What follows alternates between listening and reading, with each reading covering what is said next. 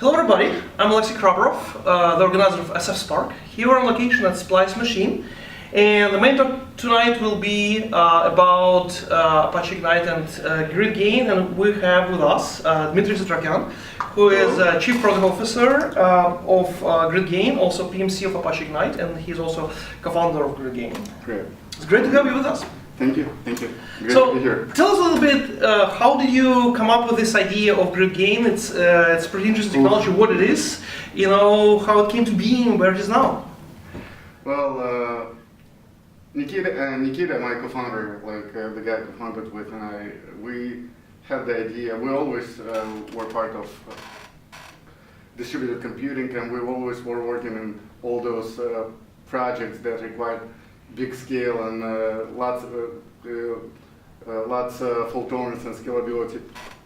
So essentially, when we just started, the market was not as populated and as saturated, if you will, as it is today. At that time, we had Globus, we had Sun Engine, Sun Grid Engine, and probably a couple more. And we just, and it was hard. It was hard to use grid computing. Actually, to spin off a project on Globus probably would take you maybe several days. So Nikita and I, we had this idea of grid computing made simple. And that's when we started GridGain as an open source project. And the whole idea was that you should be able to start computing on a clustered environment in a fault tolerance fashion within 5 minutes. What year was that? I'm not gonna give you, it's probably 7-8 years ago. Okay, so that's before Spark. Yeah, but that's before Spark, and we started out in a garage kind of mode, and we're working after working hours.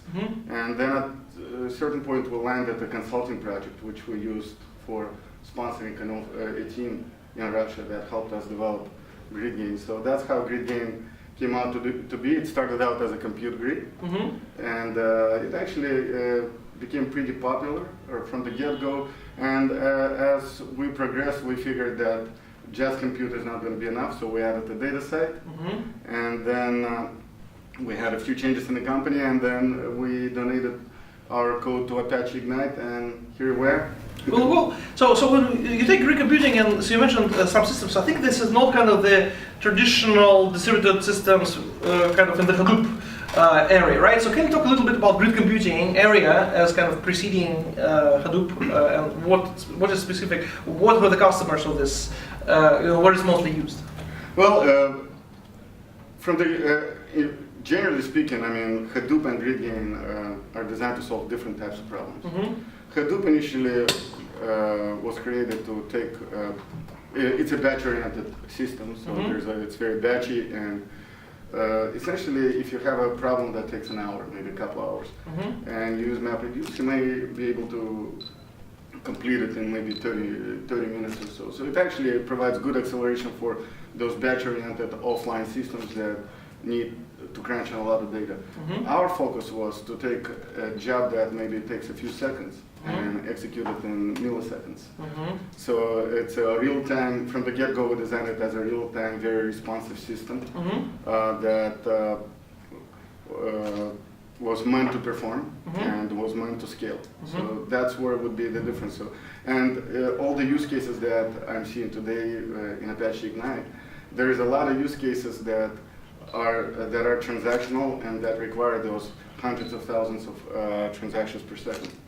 Not to say that we're not doing the analytical part, but there's a lot of that idea I'm seeing today when I'm seeing our users run transactions under huge loads. Interesting. So I think I've read that GridGain is used on Wall Street and basically for trading. So this is not a typical application of kind of traditional open source we see around Hadoop directly, right? So how does that work? How these customers use it? If you can talk a little bit about it. So yeah, if you mention Wall Street, then let's talk about Wall Street a little bit. So what is important in financials, right? If you think about financial companies, they move money. Yes. They don't like mistakes. Yes. They don't like downtimes. Right. For them, to move to a new system would be a huge decision, and that's why they make moves very rarely. And that's why, I mean, a lot of times when you'll walk into a large Wall Street firm, you'll see a traditional 2-3 tier architecture where there's one database, maybe with some replication that gets loaded, but it's transactional and it performs under high load. And generally, the main goal they're trying to achieve when they start migrating to an in-memory architecture is performance and scale. So at a certain point, buying more hardware stops working for them. And from a scalability standpoint, and probably from economics, from simply it just gets too pricey. And there comes two features in Ignite that actually differentiated from the rest of the products on the market, and one is full asset compliance. We're not eventually consistent, we're fully consistent. So you can take an Oracle transaction or MySQL transaction and run it in Ignite or GridGain, and not only we will execute it with full asset guarantees, regardless of whatever failures happen on the cluster, we will actually make your database part of your transaction as well. So if you still want to write to the database, then database transaction will become part of in-memory transaction. And another side is SQL. So because all these companies are so database centric, the main language they use to talk to their data is SQL. So our support for SQL with strong indexing, so we care about performance, we index a lot, makes it a lucrative solution on Wall Street. Interesting. This is actually very interesting because Splash Machine itself is actually doing RDBMS, which works on OLAP and LTP.